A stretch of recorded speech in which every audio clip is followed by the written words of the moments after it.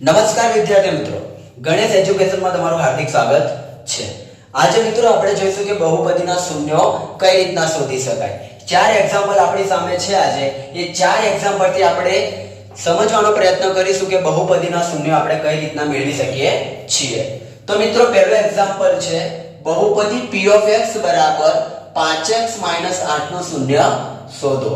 તો મિત્રો જો તમને અહીંયા બહુપદી આપી છે p of x બરાબર 5x - 8, તો પહેલા તમારે શું કરવાનું છે, આપણે p of x લખી દેવાનું છે અને p of x લખી બરાબરમાં 0 લખી દેવાનું છે। હવે અહીંયા તમને p of x ની કિંમત કેટલી આપી છે, p of x બરાબર 5x - 8 આપી છે। એ અહીંયા આપણે લખવાની છે કે 5x - 8 બરાબરમાં શું આવશે મિત્રો, 0 આવશે। તો અહીંયા 5x માઈનસ, હવે 8 ને આપણે આ બાજુ લઈ જવાનું છે, x ની કિંમત આપણે જોઈએ છે એટલા માટે 8 ને આપણે આ બાજુ લઈ જવાનું છે। તો 8 માઈનસ માં છે, આ બાજુ જશે તો કેવો થશે, પ્લસ માં થશે। તો 5x બરાબર 0 + 8, ઓકે। તો 5x બરાબર મિત્રો કેટલા મળ્યા, 8। તો x બરાબર ગુણાકારમાં છે x જોડે 5, તો આ બાજુ જશે બરાબરમાં તો ભાગાકારમાં જશે। તો 8/5। તો એ x ની કિંમત આપણને મળી ગઈ મિત્રો, કેટલી મળી, x બરાબર 8/5। જે તો આને તમે આવી રીતના લખી શકો છો। આમ 8/5 એ p of x બરાબર 5x - 8 ના શૂન્યો છે।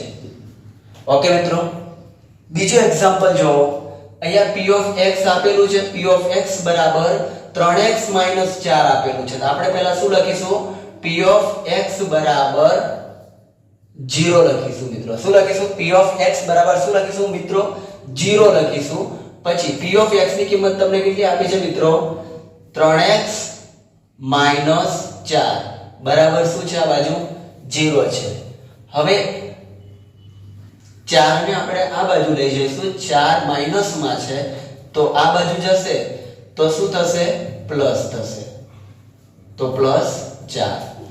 તો 3x બરાબર 0 અને 4 કેટલા થશે મિત્રો, 4 થશે। તો x બરાબર 4/3।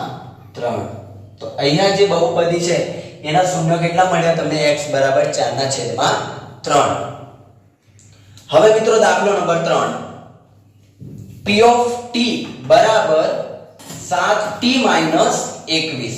કેટલા છે, 7t - 21। તો અહીંયા p of t બરાબર આપણે શું લખીશું, પહેલા 0 લખીશું। એના પછી p of t ની કિંમત તમે અહીંયા જુઓ છો કે p of t બરાબર 7t - 21 આપેલા છે। તો અહીંયા આપણે લખીશું 7t - 21 બરાબર 0। હવે આ માઈનસ માં છે, આ બાજુ જશે તો પ્લસ માં થશે। તો 7t બરાબર 0 + 21।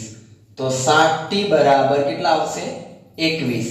તો t બરાબર થશે 21/7। તો ભાગાકાર આપણે કરીશું તો 7 તરી 21। તો t ની કિંમત કેટલી મળશે, 3 મળશે। તો આપેલ બહુપદીના શૂન્યો કેટલા મળશે, 3 મળશે।